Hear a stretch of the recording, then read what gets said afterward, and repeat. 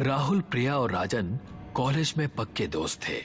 वो तीनों एक डॉक्यूमेंट्री मूवी बनाने के बारे में सोच रहे थे। वो वर्ल्ड के टॉप डायरेक्टर बनना चाहते थे। रात के 10 बज रहे थे।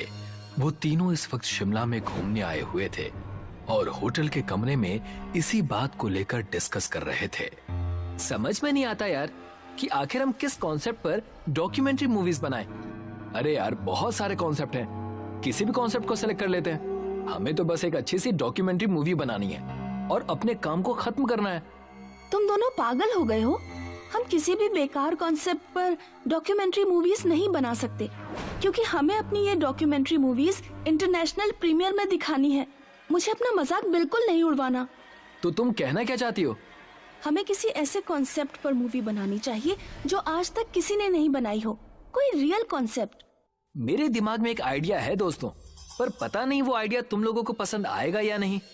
अब ये तो सुनने के बाद ही पता लगेगा कि हमें पसंद आएगा कि नहीं आएगा। क्यों ना हम लोग रियल घोस्ट पर एक डॉक्यूमेंट्री मूवी बनाएं। राहुल की बात सुनकर राजन और प्रिया कुछ देर तक बड़ी गंभीर मुद्रा में राहुल के चेहरे की ओर देखते रहे। अचानक वो दोनों राहुल का मजाक उड़ाते हुए हंसने लगे। तू पागल हो गया है क्या राहुल? घोस्ट, आत्मा, ये सब फिल्मों में अच्छी लगती हैं यार। तो मैं भी फिल्म बनाने की ही बात कर रहा हूँ। अरे बेवकूफ, ये सिर्फ मनगढ़ंत बातें हैं। हम सब जानते हैं कि फिल्मों में मेकअप करके घोस्ट बनाया जाता है और हमें डराया जाता है। और अब तो VFX का भी इस्तेमाल होने लगा है। ये टेक्निक जब से आई है तब से ये घोस्ट एकदम रियल लगते हैं। यही तो मैं तुम दोनों को समझाना चाहता हूँ। सोचो, अगर हमारे कैमरे में कोई रियल घोस्ट रिकॉर्ड हो जाए तो हम दोनों की किस्मत रातों रात पलट सकती है। और यहाँ से कुछ दूर एक कब्रिस्तान है। कहते हैं कि उस कब्रिस्तान में सिर्फ और सिर्फ लावारिस लाशें ही दफनाई जाती हैं। उस कब्रिस्तान के बारे में ये बात प्रसिद्ध है कि वहाँ एक डायन रहती है और कहते हैं कि जो भी उस डायन को अपनी आंखों से देख लेता है वो उसे जिंदा नहीं छोड़ती। दोस्तों, मुझे नहीं पता कि इस बात में कितनी सच्चाई है, पर मेरा दिल कहता है कि वहाँ पर कुछ तो है। वो सब उस कब्रिस्तान पर जाने के लिए राजी हो गए। वो तीनों दोस्त होटल के रूम से बाहर निकल आए। बाहर सर्दी बहुत ज्यादा थी। हाड़ कंपा देने वाली ठंडी शीतलहर चल रही थी। हल्की हल्की बर्फबारी भी हो रही थी। वो तीनों एक कार के अंदर बैठ गए। राहुल ने ड्राइविंग सीट संभाल ली और उसने अपनी कार की दिशा उस कब्रिस्तान की ओर कर ली। कुछ ही देर में वो उस कब्रिस्तान में खड़े थे। पता नहीं क्यों उस कब्रिस्तान के भयावता भरे सन्नाटे को देखकर प्रिया के शरीर के रोंगटे खड़े होने लगे। भयंकर सर्दी में उसके माथे पर पसीने की बूंदें टपकने लगी, मगर उसने इस डर को बड़ी सुंदरता से छिपा लिया। राहुल ने तुरंत वीडियो कैमरा निकाल लिया। राहुल अंधेरे में रिकॉर्डिंग करते ही कब्रिस्तान की गेट से होते हुए अंदर चला गया और उसके पीछे पीछे राजन और प्रिया कब्रिस्तान के अंदर चले गए, जहां घना अंधेरा था।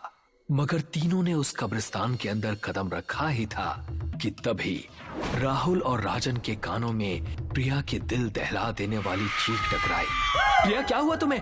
तुम चीखी क्यों? जल्दी से टॉर्च निकाल राजन।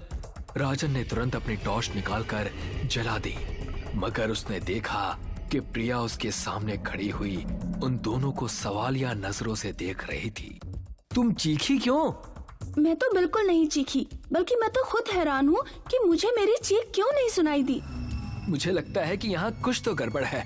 एक तो हमें यहाँ पर खुद लेकर आया और ऊपर से आप बोल रहा है कि कुछ गड़बड़ है। तू सिर्फ रिकॉर्डिंग कर।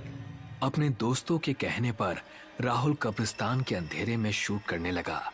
कुछ देर बाद राहुल ने अपने दोस्तों से कहा, ठीक है दोस्तों, चलते हैं। अब तो कंप्यूटर में देख कर ही पता चलेगा कि कैमरे में क्या रिकॉर्ड हुआ है। तीनों अपनी कार में बैठ गए।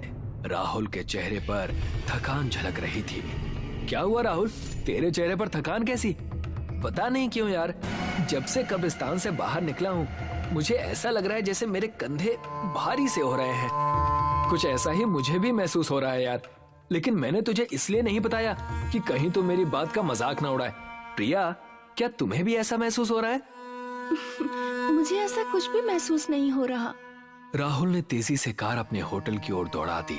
होटल के रूम में पहुंचकर राहुल अपने लैपटॉप से अपने कैमरे पर की हुई रिकॉर्डिंग देखने लगा।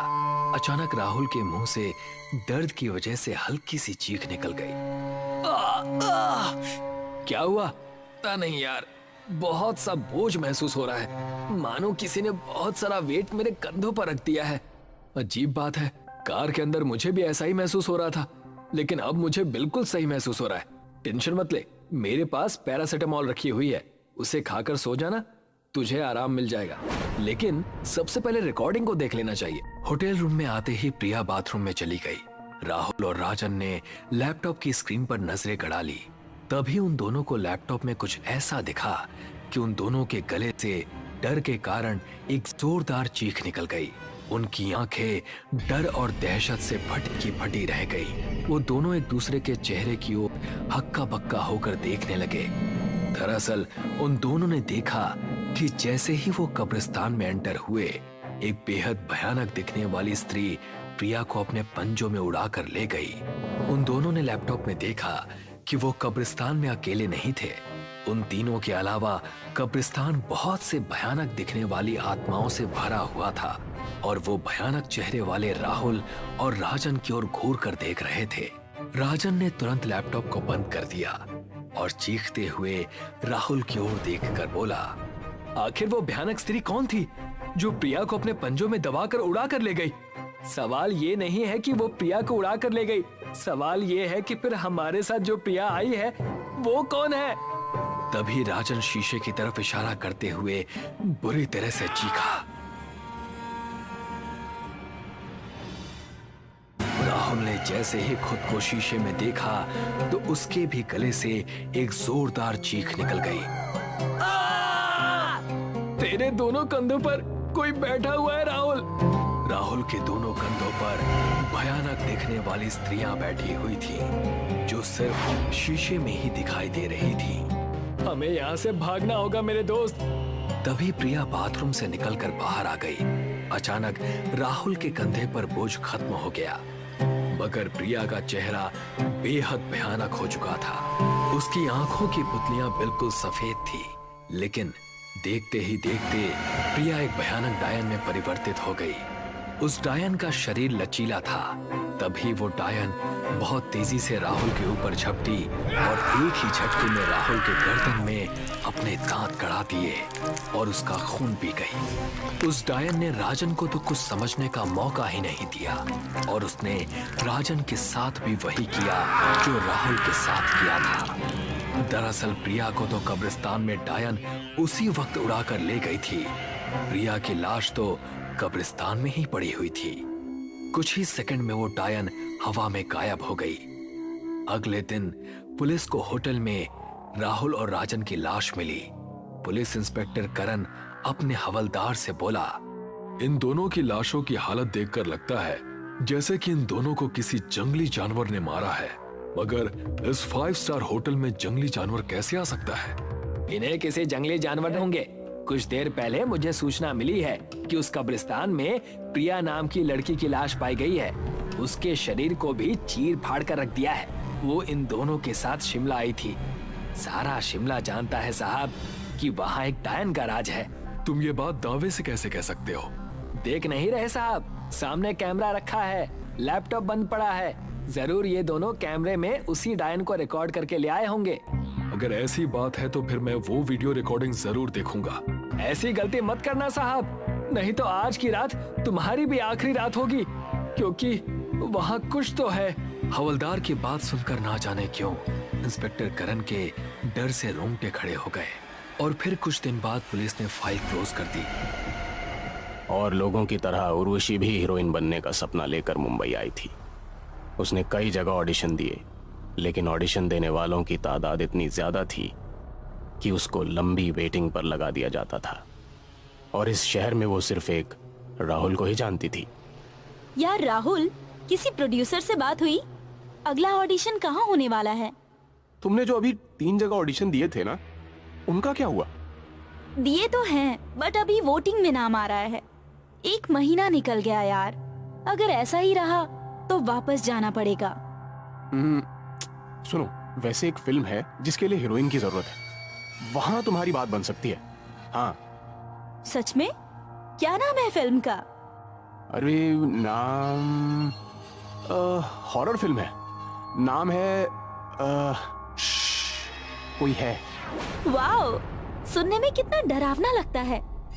तुमने अभी तक मुझे क्यों नहीं बताया उसके बारे में? वो इसलिए क्योंकि डायरेक्टर ने ना शूटिंग रोक रखी है। अब क्यों रोक रखी है ये पहले कंफर्म कर लूं, उसके बाद तुमसे बात करता हूं। ठीक है।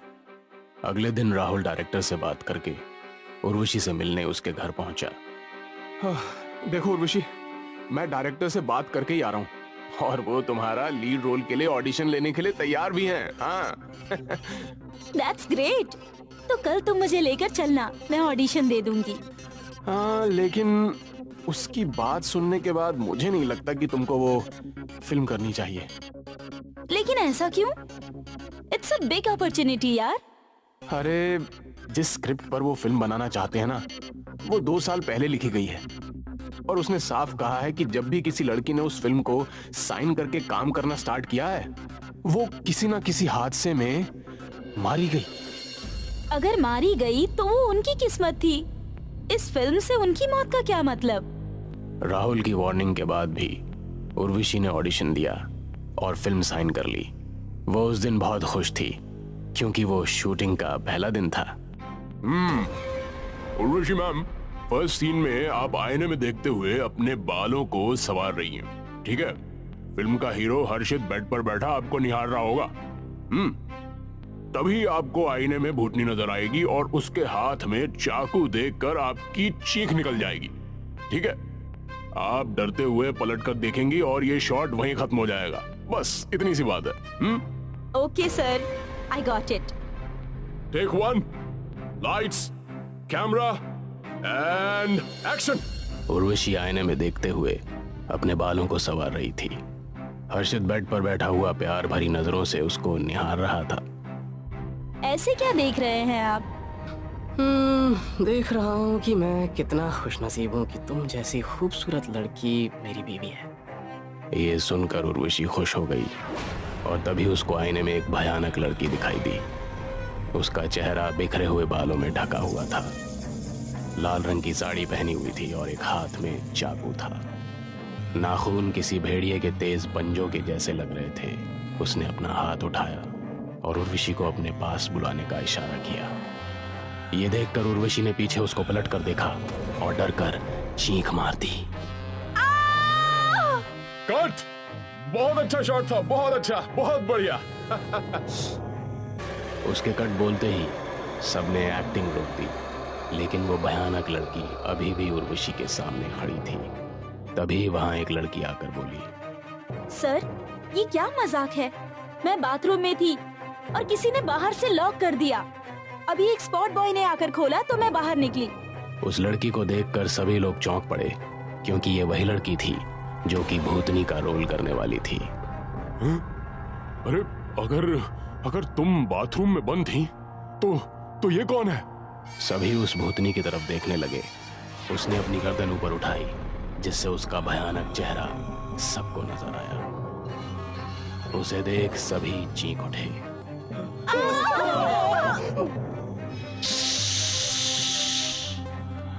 कोई है। वो ठीक उर्वशी के सामने थी। उर्वशी की धड़कनें मानो थम सी गई थी और वो खौफ से भरी निगाहों से उसको देख रही थी। कौन हो तुम? भूल गए मुझे? मैं विशाखा। ऐसा कहकर उसने हीरो की आंखों में अपनी उंगलियां डालकर उसको अंधा कर दिया।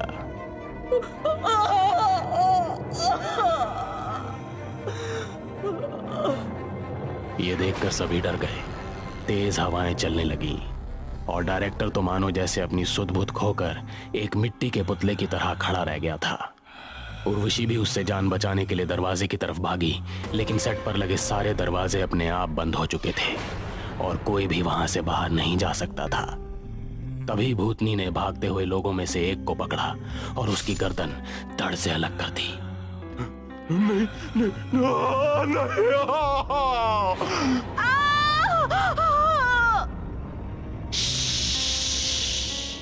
कोई है। उर्वशी इस टाइम बहुत ज्यादा डरी हुई थी। उसने सोचा भी नहीं था कि शूटिंग का पहला दिन उसके लिए इतना भयानक होगा। डायरेक्टर साहब, जरा पास तो आओ। कहाँ डरे डरे से खड़े हो? बचाओ बचाओ बचाओ। चिल्लाते हुए डायरेक्टर एक कमरे की तरफ भाग गया जिसमें कोई नहीं था। उर्वशी भी डरती हुई उससे छिपने की कोशिश कर रही थी। कौन हो तुम? क्यों सबको मार रही हो? हमने तुम्हारा क्या बिगाड़ा है? जानना चाहती हो मैं कौन हूँ? तो सुनो, मेरा नाम विशाखा है। 2 साल पहले मैं भी अपनी आंखों में एक्ट्रेस बनने का सपना लिए मुंबई आई थी। इस फिल्म के डायरेक्टर ने मुझे लीड रोल के लिए साइन कर लिया। शूटिंग शुरू होने ही वाली थी, फिर अचानक इस हर्षित ने कहा कि मैं लीड रोल के लिए ठीक नहीं हूँ। मेरी जगह अपनी किसी फ्रेंड को वो रोल करने के लिए कहने लगा। इस डायरेक्टर ने भी इसकी बात फौरन मान ली और मुझे साइड कर दिया। मुझे वो गम बर्दाश्त नहीं हो सका। मुझे मेरे सारे सपने टूटते हुए नजर आए, तो मैंने इन दोनों को धमकाया कि अगर इन्होंने मेरा रोल किसी और को दे दिया तो मैं पुलिस में इनकी रिपोर्ट करूंगी। ये दोनों उस टाइम नशे में धुत थे। इन्होंने मुझे पकड़